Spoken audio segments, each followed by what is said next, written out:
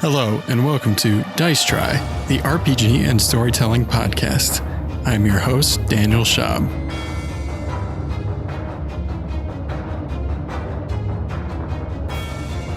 It's too early in the morning for this. Okay, It's now too we're early. Early in the morning? It is 4 o'clock in the afternoon, young sir. Hello, and welcome to the new episode of Dice Try. My name is Daniel Schaub. I am your host and GM. I am here with all my players, Crystal Llewellyn, Hi. Earl Kim, and Paul Dixon. I was trying to go for that 80s montage. Yeah. Like the start of a sitcom, yeah. Everywhere you look. Can we just have Paul's name flash under him right as And then, of course, we have our audio engineer, GTM, which stands for Great Timing Montage. Oh, I could do that. I'm good at montages. We got to do a jump freeze. Everyone do a jump freeze.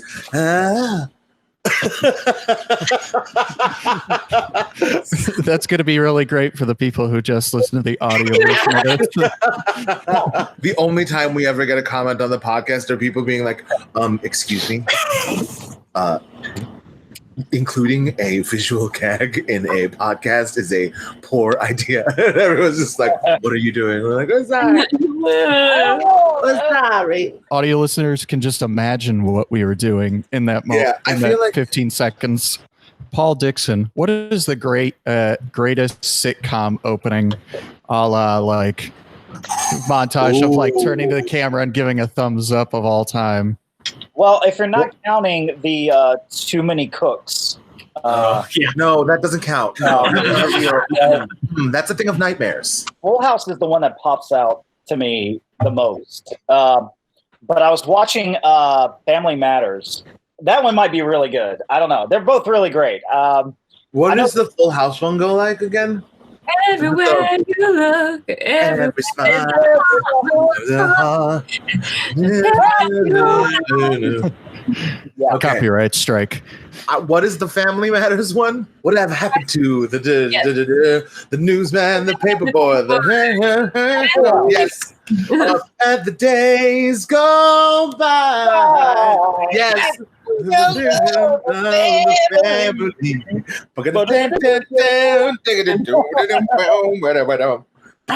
What's the greatest Family Matters. sitcom song of all time?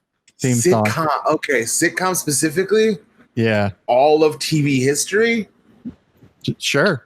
How are you rated? Is it just my opinion? Or are we talking about like the greatest of all time, as in like worldwide release or scope? You know, because then He keeps asking your opinion. I am just asking for your opinion. I didn't. I know it's a lot. It's a lot. Listen to me, American people. I'm here to talk about the greatest sitcom song of all time.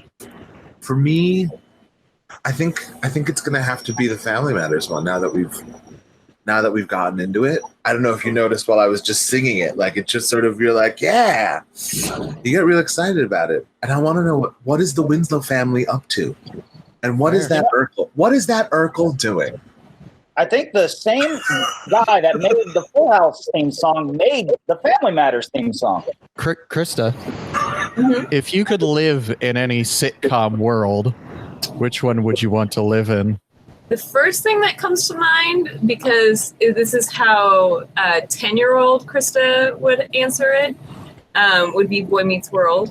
I wanted to have my remote and zap myself into the TV and then Be Ryder Strong's girlfriend. Be Ryder Strong's girlfriend, and that's all I wanted as a young 10-year-old.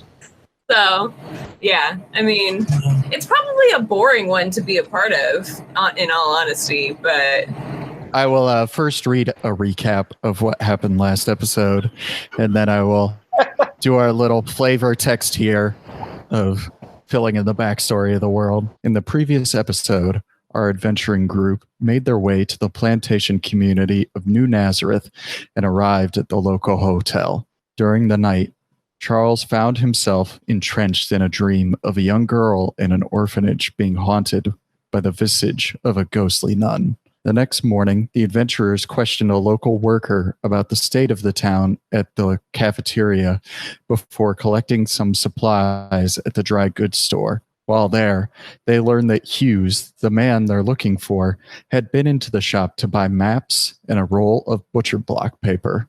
Maeve sensed that there was a distressed presence somewhere in the shop, more specifically, beneath it. They also investigated the local cemetery in the ever-present vines and moss grown into a spiral pattern around the cemetery. Charles attempted to entice some crows to come close, but they seemed adverse to approaching the cemetery. Leaving there, the party made their way to the manor of the Martells and encountered Washington Martell, the head of local security.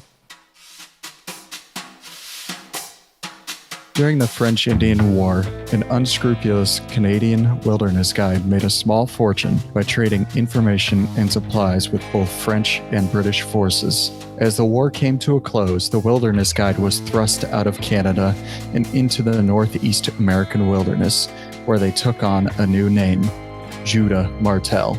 Barely 13 years later, Judah Martell again found himself selling information and supplies to two different sides of a war during the American Revolution. Each time Judah faced potential consequences for supporting both sides, he moved further south and west, taking a morally ambiguous fortune with him. His original plan had been to disappear into the Caribbean, where he would open a sugar plantation. But the plan almost immediately folded when it became clear that both French and British forces in the Caribbean would never allow him to settle there.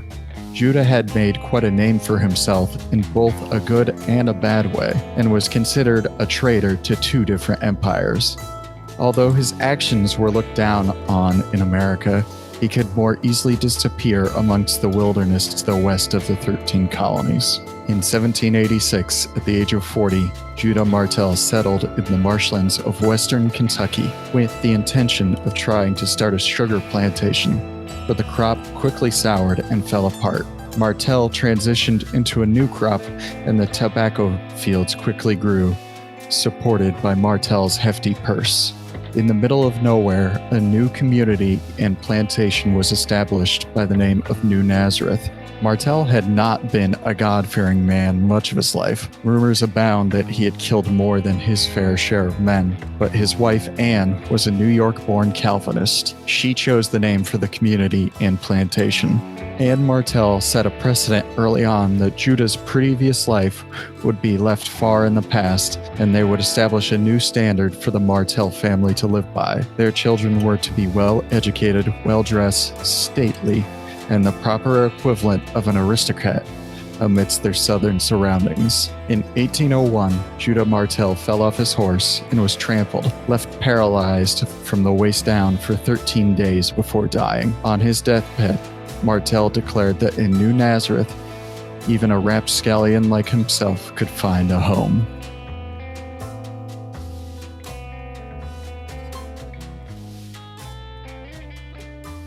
So we return to our story with you guys are all standing on the driveway in front of the Martell Manor House. Washington Martell and his friends, lackeys, for lack of a better word maybe, are standing just a few feet behind him. On the opposite side, we have the Sheriff Colmer, with then Maeve and Charles kind of standing a few feet behind him. So we have two groups of people. And then you hear a sound upstairs, and on one of the porches, a older gentleman with white hair, kind of creased back. He's got a goatee, but it's like a mixture of gray and black. This is the head of the plantation, the father of Washington Martell, Brett Martell. He's dressed in a very fine suit, and you can see the like golden watch fob running across his vest and belly. He's got quite a few rings and jewelry upon his fingers. He looks down towards the driveway and he says, "Now, Washington Martell, this is no way to greet our guests. Why don't you go find your fun somewhere else?" And Washington just kind of taps his pipe that he's been stuffing tobacco in. He tamps down the tobacco, tucks the pipe into the corner of his mouth, and he and his group of friends kind of walk away. Brett Martell looks down at you and he says, Sheriff, why don't you and your associates come on inside? I would love to talk with you a spell. He seems to be a man of reason. He's willing to speak. Just keep your wit out you, and make sure you keep your weapons, if you have any, nearby. I doubt it'll go to that. We just have questions. So you step through the front doors into the manor house, into this very finely adorned mansion, very bright white paint that's reflecting the sunlight around all the corners.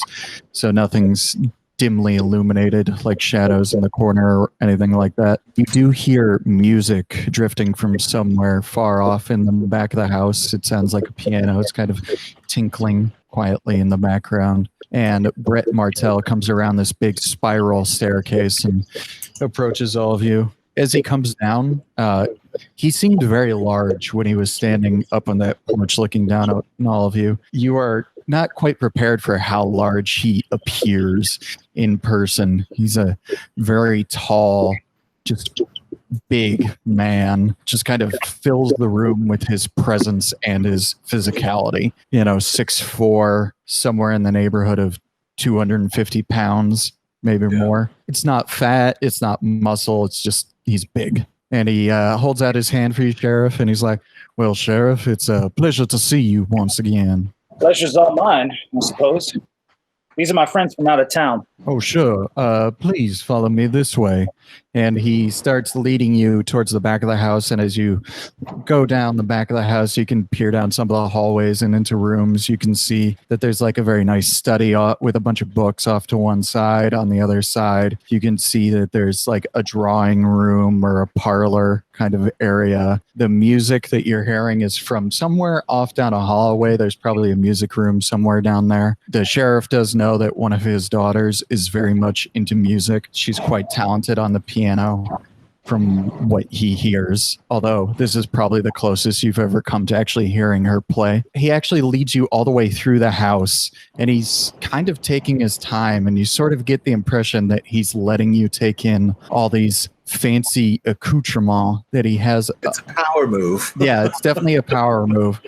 He's letting you take in all the golden lattice and fine artwork and whatnot he has in the house before leading you out onto the back patio where you see there are several workers. They have a whole pig up on a big table, and they're cutting open the pig and removing the organs while one of the other workers is loading orange coals into a big brick stove as if they are about to cook a whole hog. As we were seeing as he wanted us to have the time to sort of take in the surroundings, do I get a feeling of anything sort of either spiritual or like magical? Are magical spidey senses tingling at all? Yeah. So let's do in tuned, or Yeah. no, let's do empathetic and divination. So 6. Okay.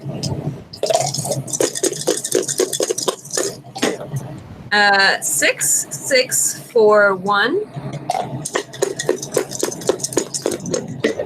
6, 5. So we got 3 6s, which I think is a wonderful sign.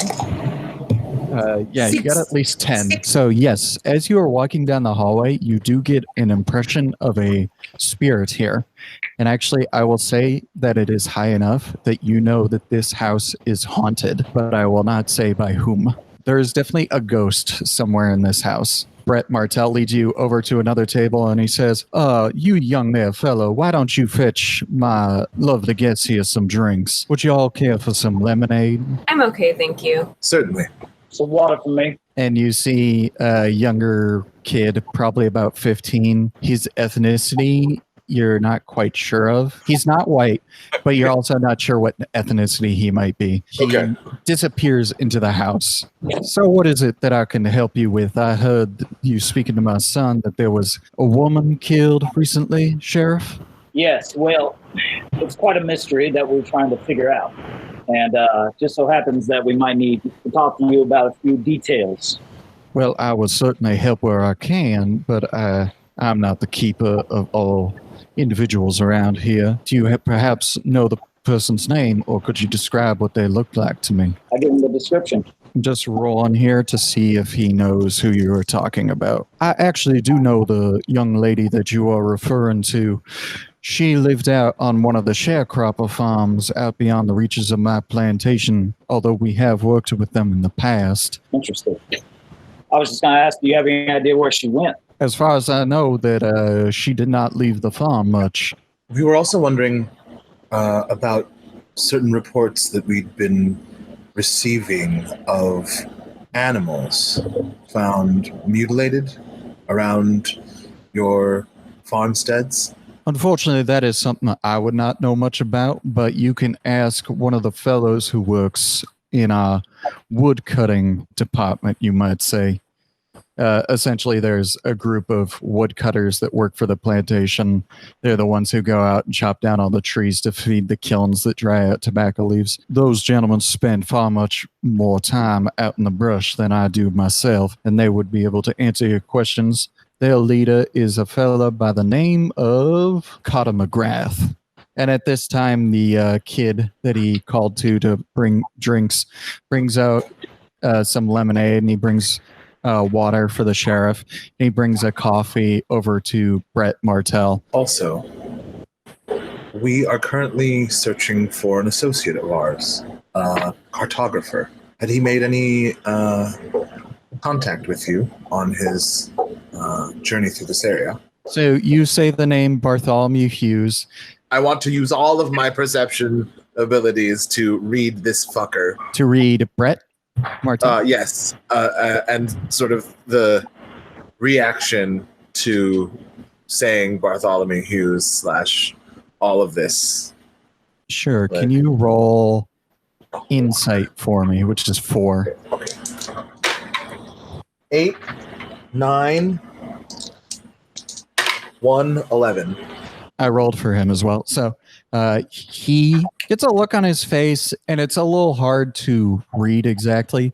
He recognizes the name. You see that the expression on his face actually looks a little like kind of hurt almost. And then he proceeds to say, yes, your man Bartholomew Hughes did come to see me, but apparently my conversation was not enough for him, because he only came to see me the once, and we only spoke for a few minutes at most. And what did you converse about, if you don't mind us asking? Well, he was asking me some of the very same questions that you were asking about wildlife and if anyone had been killed in mysterious circumstances, and I had to give him some of the same answers that I gave yourself, that Cotter McGrath might be the one that he wants to talk to. Does this alarm you in any way? Must have been over a month ago. Yes? Yes, I believe it was about 5 to 6 weeks ago that he came to see me. I can't say that I'm alarmed, though. This is a dangerous place. I see. Have you dealt with predators in this fashion before? Many years ago, we did have mountain lions coming down out of the hills, especially during the Civil War, when famine and disease were spreading much more rapidly, wild animals feeding upon the weak. Are you a hunter, sir? I have done my fair share of hunting. Can I roll to see if he's lying or if he has any information we need? Yes, and since this is kind of your specialty, you're going to roll your experience plus your investigation. It's a 5 for investigation, so experience plus investigation is 10. So 10 D12, aiming to get 10. 7, 10, 8, 4, 9, 4, 11, 2, and 1. Let me just roll for him real quick. I rolled 6 dice and I didn't get a single success. Yeah! So you're just sitting there listening to him as he speaks, just trying to gauge whether or not he's lying to you. He's not lying in any sort of capacity. You get the sense that he's actually kind of annoyed. Bartholomew Hughes, this like weird enigmatic figure who was like hanging around on his plantation, didn't talk to him more. Like he's actually kind of frustrated because Brett Martell is like the big man on campus, and he's annoyed that Hughes like barely gave him the time of day.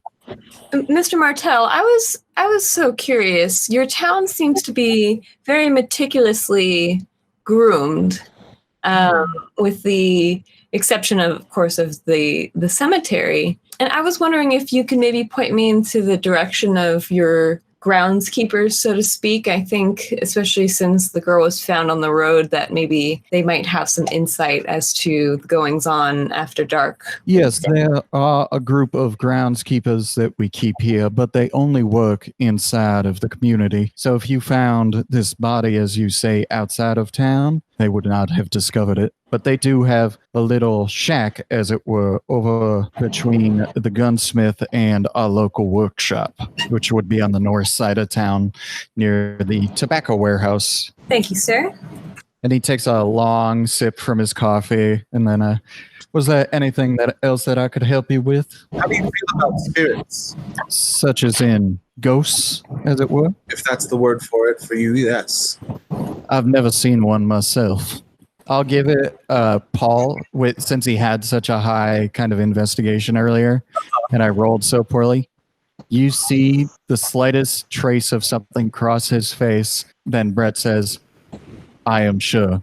The I am sure is not a lie, but definitely there's something else to that. To let you know if you have something you need to share with us, don't hold back. Oh, don't you worry, Sheriff. If there's anything unusual, then I will let you know. Before we get off the grounds, can I take some dirt and or like water that's just hanging around in a puddle somewhere on the grounds? I'm asking specifically about that water because apparently in Hoodoo itself, ditch water is like a thing that they use. Probably because it has been raining for the past week or so. Under one of the downspouts or whatever, you can probably find some water that you could collect in a vial. Okay, I'm going to do that. You do notice that several of the house servants kind of give you a strange look as you dip a vial into a puddle at the corner of the house. I just wave at them and then like put it onto my skirt with all of my other accoutrement. From where you're sitting on the patio, if you look out, there is a pond like several hundred feet away or so. How big is the pond? The pond isn't huge. It's probably 50 feet across and 100 feet long. Okay. Is it living? Like, are there fish in it or no?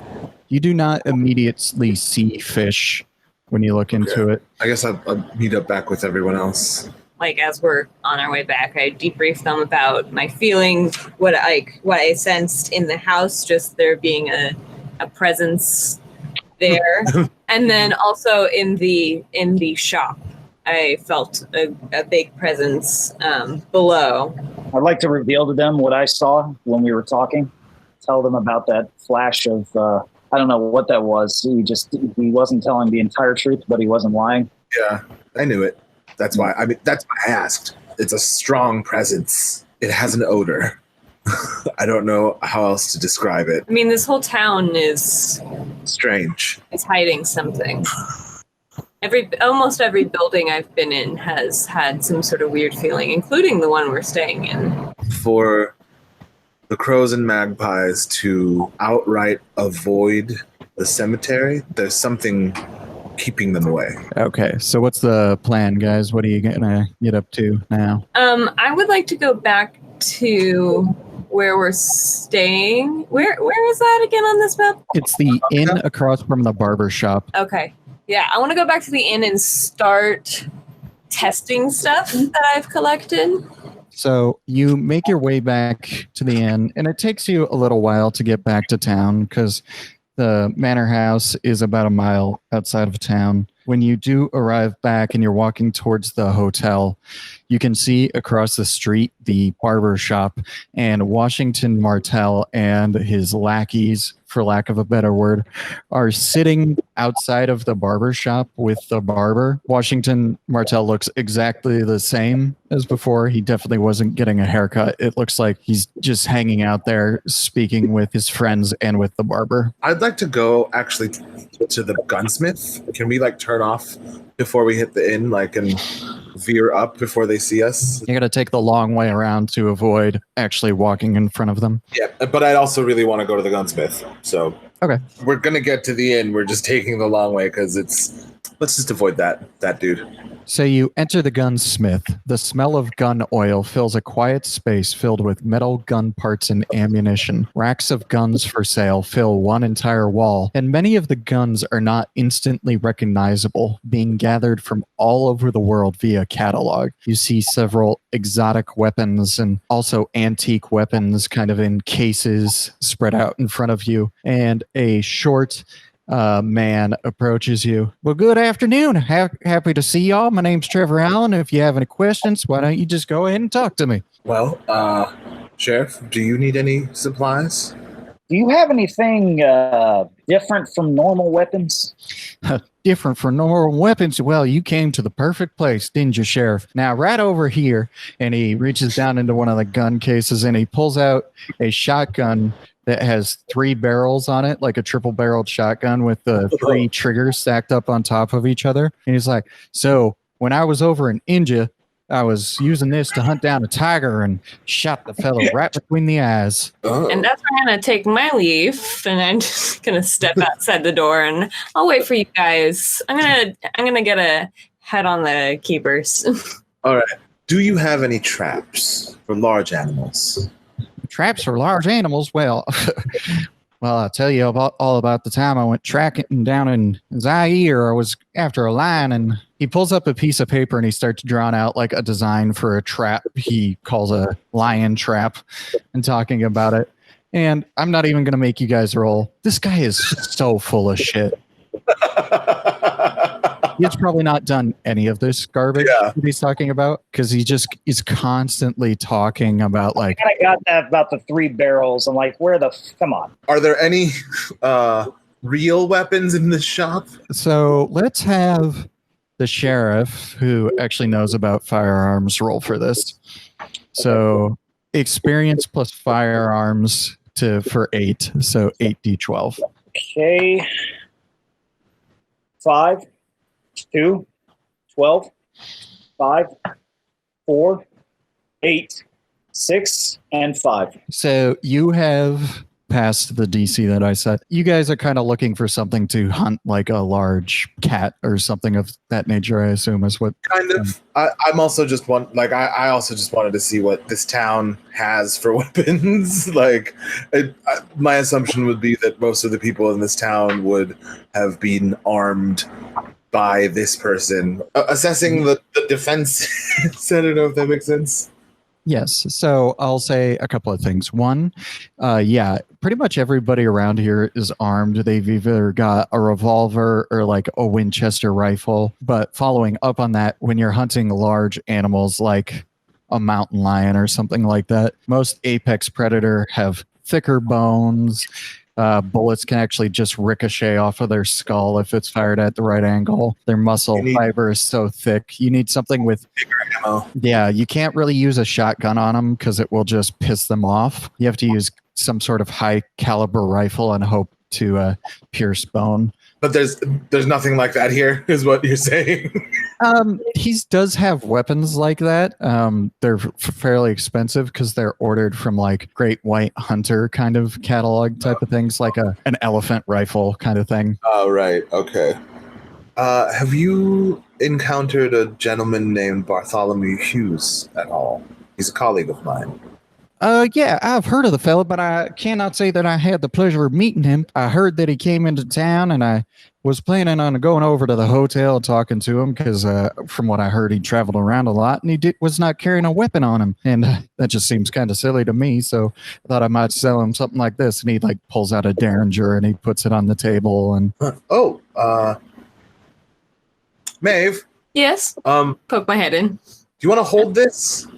Probably won't need it, but there's a lot of people carrying. He's pointing to a very small pistol that has 2 little barrels on it, and each barrel can only load 1 bullet at a time. It's kind of a hideaway piece meant to tuck into like folds of clothes or whatnot, or into a purse. I just sort of like blink at him and I say, if I'm going to kill someone, I'm going to go real close up with it and just sort of back out of the room. That sounds like a woman after my own dang heart.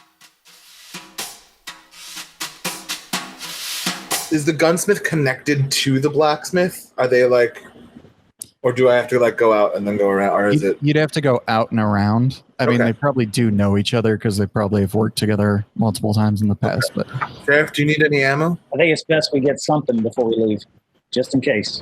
Well, I'm going to go around the corner to the bladesmith, or the blacksmith. so before you leave, Sheriff, he hooks you up with some ammo. And he says to you, this is for keeping the peace. You don't owe me anything. Just remember, if anybody asks, Trevor Allen's the guy to go to. Can I go to the groundskeepers to ask them my questions? So let's do the keepers first before we go to the blacksmith, because Chris has been waiting patiently. Yeah. Maeve, you come around the corner and you come to this, the groundskeeper area. This work shack contains several of the key pieces that keep New Nazareth running from behind the shadows, so they can pick up the horse droppings, fix all of the plot holes, clean all the gardens, etc. In keeping with the shadowy nature of this building and like the groundskeepers themselves, the building is hidden behind a fence with almost no windows in the building itself. And the inside of the building, if you move close enough, is a tangled maze of wood and steel, sharp and blunt. But as you're peering through the window, you do not actually see anyone inside. It looks a bit like a junkyard. There's just all this equipment kind of littered behind this fence, and you had to squeeze your way through this fence that was chained shut, but you were able to squeeze your way through and get a look through the window. But it doesn't appear that anyone is actually there. I'm gonna just knock on the door and be like, "Hello, anybody home?" You don't hear anything on the inside. Somebody who's walking down the street says to you, "Oh, they all went home to get some sleep. They won't be back until the nightfall." Oh, thank you so much. And then when that person's far enough away, I'm gonna see if I can open the door. So the door is locked, and you don't necessarily have any skills in order to get you. Can you roll resourceful for me, which is 4d12? 2 sevens, 1 and a 4. So you got 3 successes. I'm just going to roll real quick. So you pull on the door and it's locked, but you notice that the wood around the frame has gotten pretty rotten where the lock is. So if you wanted to get inside, you could yank the door hard enough to bust it open, but somebody will definitely know that you broke in if you do it right now. I don't want it to be known that I've broken in. Okay. Because everything's sort of like sharp and around. There's no other areas to really. And, you said there are no windows, right? There's like one window, but again, you can't open it without like breaking it or making it people aware that you would have broken in. And then my last thing, I guess, is do I get any sense of spiritual things or magic from the building itself or any of the tools? No, you do not.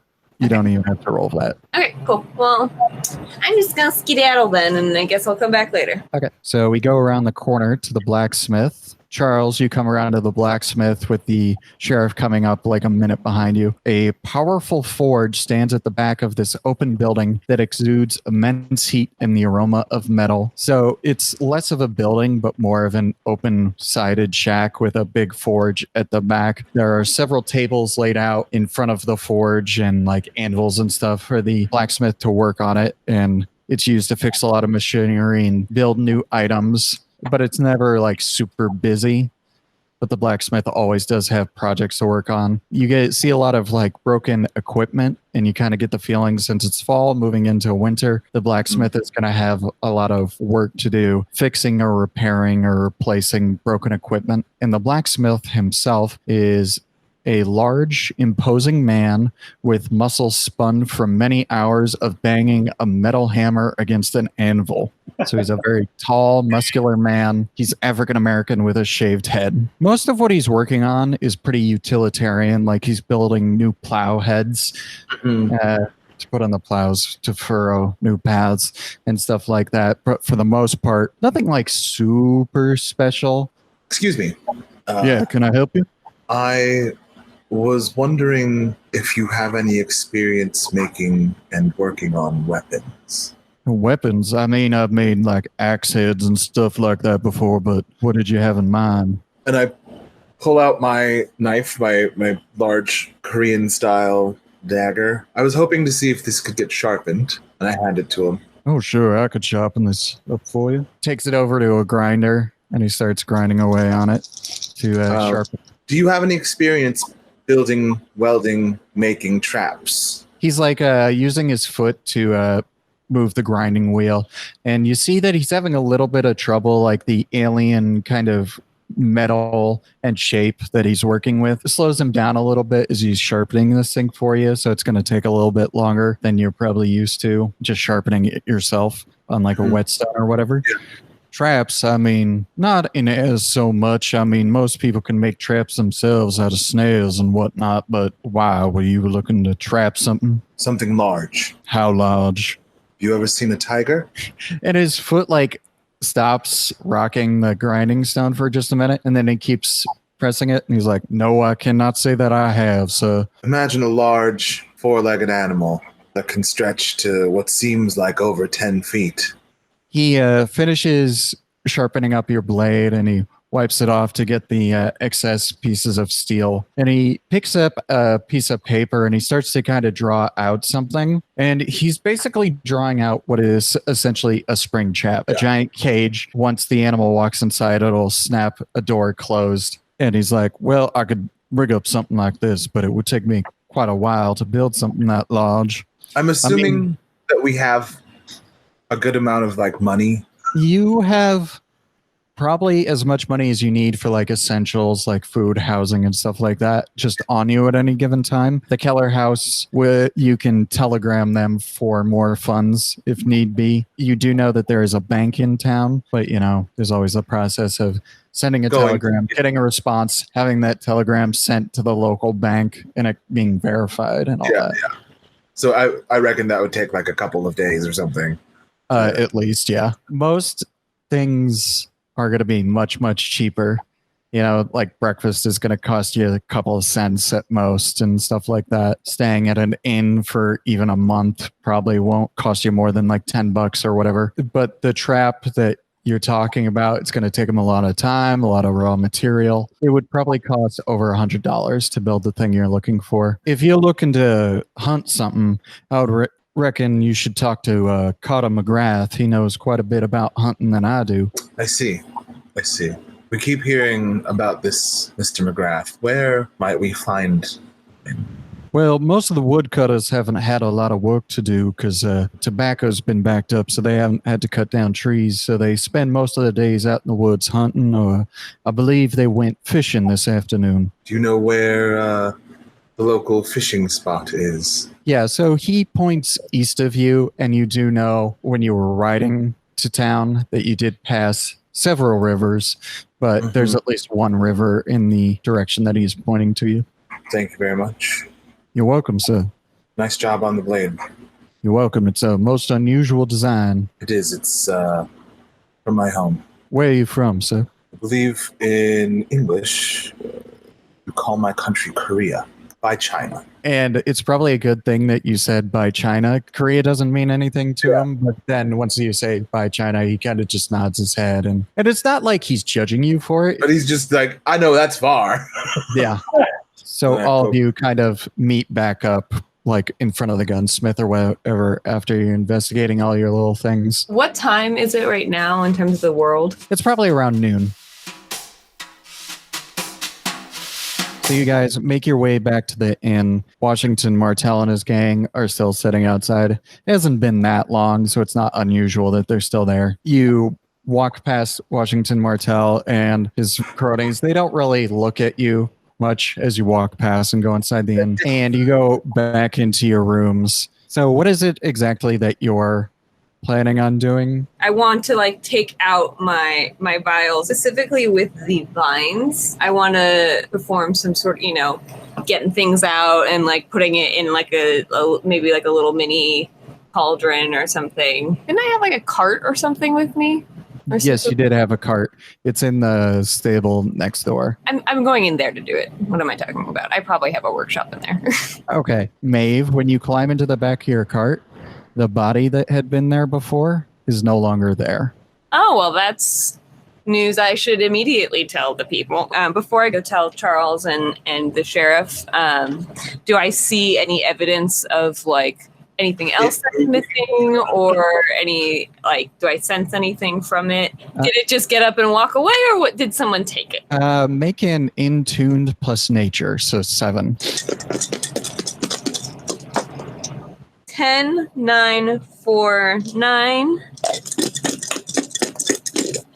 5, 3, 9. So you see in the dirt at the end of the cart, there are boot prints. They appear to have been covered up somewhat. Mm-hmm. But it's not that the body got up and walked away. Seemingly, it's seeming that somebody took the body out of the cart. Okay. And you rush back inside to tell the others. Also, Paul? Yes. When you go back into your room and you take a look around, you realize that someone has been in your room and appears to have been looking through a couple of things. The body is gone. Oh, that's not good.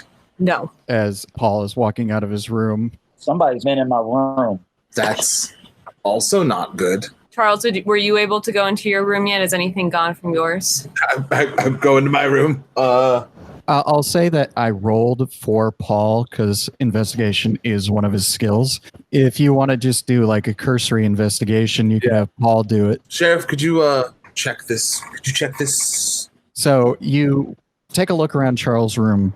You can tell that the room has been looked through. Everything was put back where it originally came from, though. Nothing was taken from his room. And if you poke your head into Maeve's room, it's the same thing. Somebody was looking through your guys' rooms. I guess that should have been expected. Where is the hotel maid? So you find her downstairs where she's working at the desk, like taking care of some paperwork to order stuff or whatever. What exactly do you ask her? Did we have any visitors while we were out? Can I ask this with my insight? Yes. Can you actually roll 7 dice for me? Oh. But I'm not going to tell you why. Okay. 12, 8, 8, 9, 11, 6, 10. She takes a look around and she actually looks past you out the door across the street towards the barber. And without saying it, you can tell almost immediately that she's referring to Washington Martell. And she says, I wasn't supposed to say anything. You don't need to. I understand. Thank you.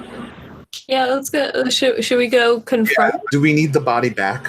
Not necessarily. You guys got all the information that you kind of needed from it. I think we just let them have it. And that's the only thing that was taken from, or at least of what we know. You actually do know for a fact that that was the only thing taken. They looked through everything, but the body was the only thing that was taken. I mean, hopefully, I can only assume that he's looking out for his people and that this family would really like their daughter's body back. I understand. I'm going to go back into my little cart and start trying to see if anything's on here. If maybe one of you wants to stand outside it just in case. Yeah, Sheriff, would you mind doing that? I'm going to go back to my room and do something. Just both of you stay safe. I'll watch the door, no problem. So we'll start with Krista. Krista, you're going to be rolling alchemy plus practiced. Yeah. So 8 d12. Okay. 12, 7, 10, 1. 8, 9, 5, 12.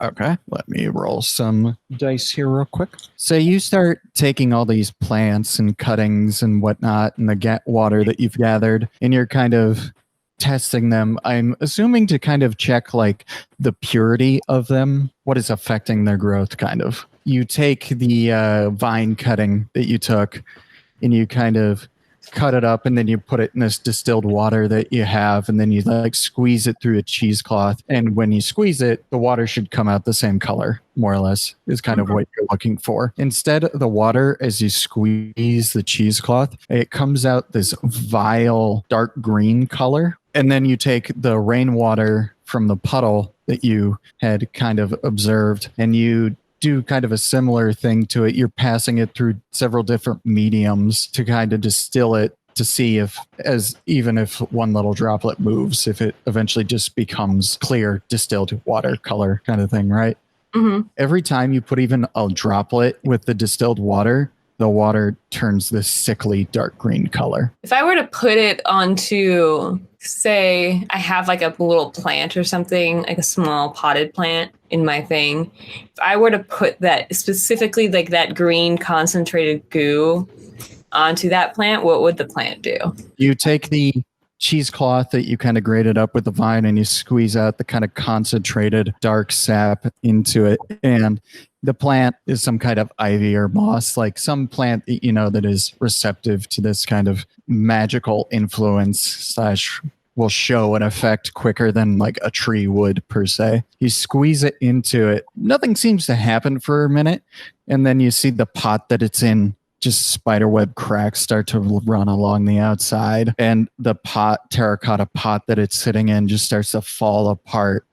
And these big roots climb out over the top of the pot and unfurl itself from the soil until at one point, one long root kind of squirms its way out of the wagon. And the sheriff who's standing nearby can see this long, almost earthworm looking root crawl its way, searching, and then it just kind of curls around the wagon wheel, and then it stops, and whatever amount of energy or feeding that it had was used up. Can I sort of tell if it's something that's magical of the land, or if was conjured up or created by someone?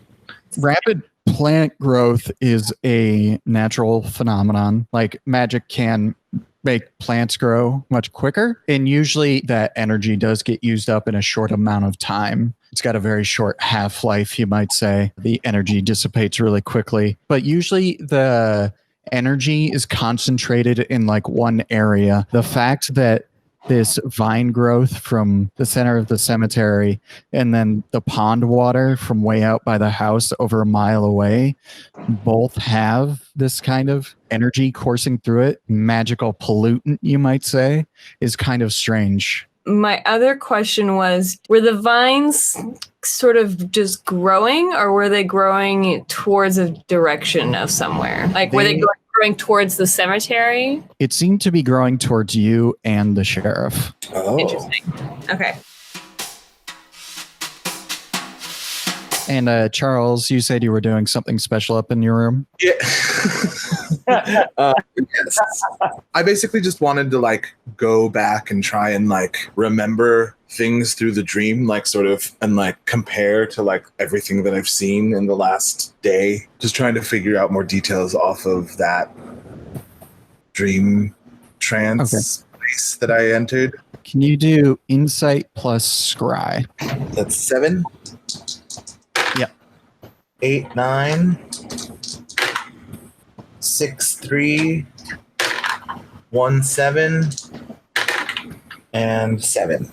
Okay, so you got quite a few. So in order to kind of reach this space that you're looking to find, are you kind of meditating or something to that effect? It would be a meditation.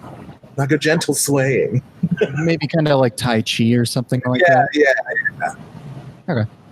So as you're kind of moving through your room, kind of gently swaying, taking a moment to slow your breathing and kind of feel your own heartbeat and feel your heartbeat connected with the air moving through the rest of the world, you start to climb back into that space of that dream that you saw or that vision that you saw, because you're sort of the mindset, and I'm sure you already felt this, that it was not just a dream.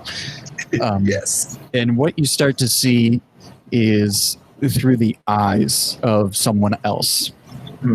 And you're actually in that moment staring up into the ceiling in the corner, seeing that ghostly nun stare down at you. you're now in the place of the child. And you look over and you see yourself, Charles, speaking to the child and saying, I see it too, but you're going to have to run. And then you turn and you start to run down the hallway. And as you run down the hallway, the gas lamps that light the hallway start to flicker and new images start to pass before your eyes. And you start to see into a hospital room. And you see a man and a woman, and you have this feeling inside of your heart that this man and woman that you're staring at are your parents, but the people you're staring at are Caucasian. So it's maybe not your parents, but the child that you're now inhabiting's parents. And you're staring into this hospital room, and you see this man and a woman lying on separate beds next to each other, silken sheets hanging from the ceiling to protect them from the rest of the world. And they're violently coughing and hacking. Occasionally they'll sit up in bed and you can see that their skin is flush with some sort of disease. And the gas lamp drops out and you lose that image. And then you're brought into a new gas lamp image as you're being guided through a doorway into an orphanage and being led to a room that is filled with like 50 or 60 children all crying and sadly sobbing, but never quiet enough that the nuns that surround them will be drawn over to order them to stop. The gas light goes down. Your image is brought back again, and you're lying on your back in a bed, staring up at the ceiling in this orphanage. And as you lie there, the child gets up and it moves you around, and you start looking out the window across the landscape around the curve of the building. From the corner, another window open, and you see a young nun, probably 25 years old. She steps out onto the balcony, and the child raises their hands and starts bashing against the glass. And then the nun leaps from the window and drops down several stories onto cobblestone below. The last gas lamp goes out, and you're rocketed forward several years, and you're riding on the back of a wagon heading into New Nazareth, into the plantation community. This was at least several years prior to when you, Charles, have been here, because certain buildings are not there, or certain buildings look different. The town's a little rougher, and the wagon rides up to the front of the inn. The images finally fade away, and you're back in your own body, standing in the hotel room. Oh, this girl. I sort of shake it off and sort of freshen up a little, and then head back outside to go look for Maeve and the sheriff. Okay. You come around to the corner to Maeve and the sheriff as they are standing by the wagon. Can I see like the vine and all the like? By the way, Sheriff Colmer, all this that they've been doing has been taking a couple of hours at least. Have I fallen asleep? You probably did have a little bit of a nap because you were up late last night and then you guys woke up early this morning. Okay. It seems like you've been busy, Maeve.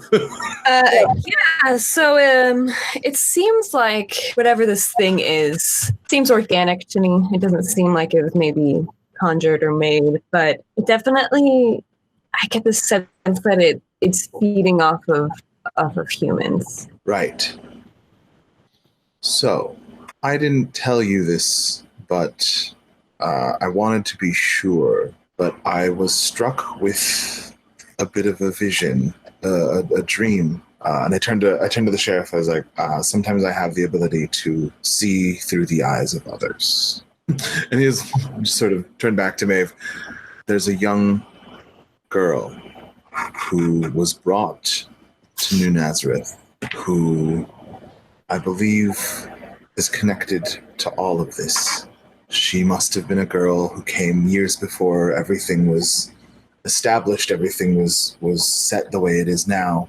She's witnessed some things. The only way I can describe it is as a demonic nun that she sees. The first time I was able to scry into this memory, I was able to see it. It seems tied to when she was younger, she witnessed a nun committing suicide at her orphanage. I know that's a lot, but all I know is that she was brought to New Nazareth and that these images, these memories are being transmitted to me. Does she seem as if she's still in this world? Or shall we have to contact her otherwise? I'm unsure, but my guess is that they're tied to her or some echo of her. Y'all realize this is really freaking weird, right? We deal with it on a daily basis. Yes, Sheriff, we are quite aware. Thank you for your understanding so far. What happened with this? And I sort of poke at the vine medley. I sort of got it down to its essence and then added it to one of my plants, and it grew rapidly like we see in the cemetery. But then it also specifically was almost aiming for me and the sheriff. And I don't think that's a coincidence. I don't exactly know why it was present also in the ditch water. So I'd like to look into that more. But I have a feeling that we're going to have to talk to Carter McGrath. That does seem to be the name that keeps coming up. Yeah. It seems as though this man is rather dangerous as well, so maybe we be prepared. I think that's a good idea. So it's mid-afternoon, about 2, 3 o'clock, as you guys start walking east out of town towards the river. It was pointed out to you. And you can see this fast-moving river moving along the tobacco fields. But as it comes around a big, steep curve in the landscape, the water comes to a much slower passage, kind of this deep hollow where a lot of big fish would be. And you can see several men. Most of them are like shirtless, gruff looking men with big beards or like scraggly hair kind of pulled back, and they have their cane poles out and they've tossed out lines into the water.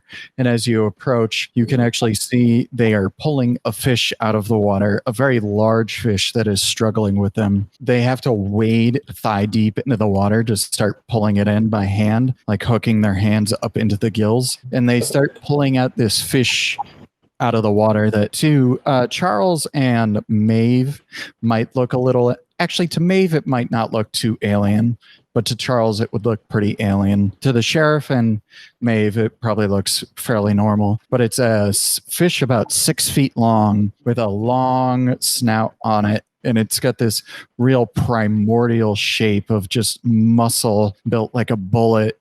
It's snapping its mouth, not making a sound. You can just hear the bone and clacking together. And each time it opens its mouth, you can see rows of hundreds of teeth lining the top and bottom of its long mouth.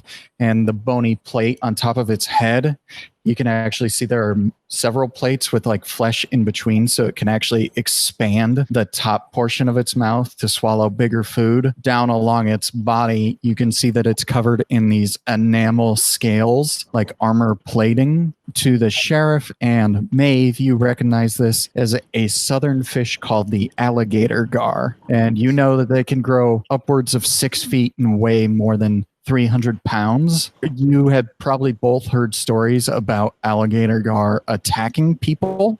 You probably have never actually met anyone that's happened to. It's always from a friend of a friend. I heard that this alligator gar dragged someone under or bit a child or something to that effect, but they dragged this massive fish, and all these men are very big and tough, but just struggling against this fish that's shaking its head back and forth trying to snap on something, and it'll like occasionally catch an arm and open it up and dribble some blood.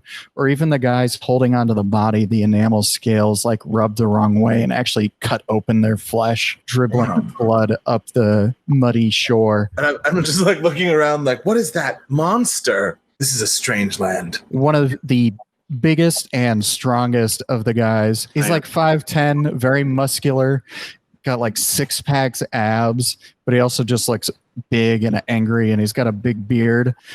He picks up a club and he just smashes the alligator gar over the head. You can actually see the enamel bone-plated head smash in and crush its brain. That's the way to do it. And they're actually kind of ignoring you as they're like dealing with their catches. Like some of them have like little catfish or whatever. The alligator gar is definitely the biggest thing they pull out of the water today. The leader of them, he's actually speaking in French to some of the other individuals.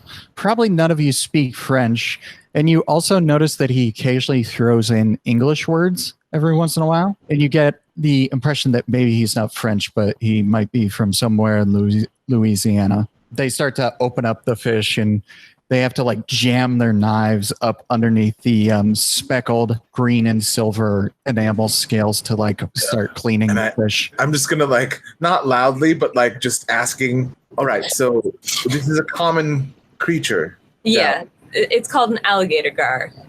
And they can be very dangerous. Gar. Is it food? Can be. Or you can be food. Depending on who wins that day. And finally, their leader, who you kind of assume now to be Carter McGrath, he finally takes a moment to look up at all of you, and he rubs his forearm across his face, trying to like wipe the blood off of his forearm, and it just kind of smears across his thick beard. So he looks up at you and he says, "Now, how can I help y'all?" We had some questions to ask you about a missing girl. And Carter McGrath kind of stares at you for a second. He walks back down the muddy shore, and he takes this dark brown water to smear the blood out of his beard and smear the blood off of his arms. As he's like kneeling over the water, he looks up at you and he says, "Well, Chef, I might be able to help you out with that." And that's where we'll leave off this episode of Dice Try. Paul Dixon, do you have anything you would like to plug or promote? Just follow me on socials. You know, Paul Allen Dixon, 1L, right? Yeah. And other than that, be safe. Try not to be around people without a mask, please, for the love of God. Register to vote. Vote, vote, vote. Krista Llewellyn, what do you got? I am streaming on Twitch all through the month of October. Thursdays at 7 p.m. and then Sundays at 6 p.m. I am streaming Halloween looks. So you can catch me all through the month of October doing that. And I'll still be streaming after October, but probably not as frequently. You can follow me there at Krista Llewellyn MUA, which is also my Instagram handle. So you can follow me there for the final looks. And then I have a Etsy shop where you can buy masks and other sort of makeup artist accoutrement. That's Shop Rogue Etsy on Instagram, or you can just search Shop Rogue on Etsy itself. And yeah, definitely wear a mask. Vote, register to vote. I think the registration date might be like on the line for California at this point, but register to vote and vote, vote, vote, vote, vote, vote. GTM, what would you like to plug and or promote? God, I am also streaming on Twitch, photo mode adventures through various games. I just started doing a Twitch stream of The Last of Us photo mode for Halloween. You can watch that up until the end of October every Wednesday and Saturday. Times adjust depending on things, but usually at night, and I update on all my socials at Chaparican1 on Instagram and Twitter. Earl Kim, you got something exciting to announce, don't you? Yeah, so today is Ghost of Tsushima Legends Day. The expansion for Ghost of Tsushima just came out. So it's multiplayer. You've got 2-player story-driven multiplayer quests. Then you have a 4-person multiplayer sort of adventure series. There's all sorts of upgrades and updates to the systems and to customizable things. And there's finally a new game plus. So for those of you people who've been crying for it, Sucker Punch has heard your prayers. Yeah, and it's all free. Everything's so wonderfully, like if you bought the game, then all of these updates come automatically, and there are no microtransactions. Happy Ghost of Tsushima Legends Day, that just came out. Also, I'm streaming all day today when this comes out and into tomorrow. Daisuke and I will be streaming Ghost of Tsushima Legends, so check us out. For me, it's Earl of Samich at Twitch, SAMMITCH, Samich. Yeah, check me out on Twitter, Earl of Samich, no T. Perfect. Daniel, What What about what do you? you got to plug? Oh, well, thank you for asking. All my stuff seems so insignificant to y'all. Just follow me at Hemingway Light on Instagram and Twitter. Hit me up with what you like about the story. Send me some fan art. I want to see your drawings of what Charles or Maeve or the sheriff look like. Yeah, we want to see fan art. We want people we can promote so we can have money. Sponsorships. On October 31st, Halloween, we're going to be coming out with a special episode of the podcast in which we will not be playing this story. We'll be doing a one-shot of an RPG called Fiasco, which is you get to play out kind of your favorite movies or scenarios similar to movies. And for that particular episode, we did one that's very similar to Friday the 13th. Oh, and I am currently editing it right now. Well, I thank you all for being with here today, and I thank you all for listening. We'll hear from you soon. Please send the fan art. Who's the daddy character in this story? Daddy. I mean, obviously it's the Mr. Martell, right? I also want to see like a fan art of Tommaso Ciampa as Carter McGrath, the Creole outdoorsy woodsman. Yes. Thank you for listening to Dice Try. I'm your host, Daniel Schaub, and this episode's cast has included Paul Dixon, Earl Kim, and Crystal Llewellyn. This production has been edited by Gabriel Toya Melendez with special music provided by Glenn Davis. Please follow us on Instagram, Twitter, and Facebook at Dice Try Podcast. And while you're there, don't forget to subscribe and review. Just make sure everyone's mic is connected setting-wise. Syphilis. The dog has syphilis. Gonorrhea. The cat has contracted gonorrhea. What are your pets doing? Recording, right? Yeah. Yes, we are.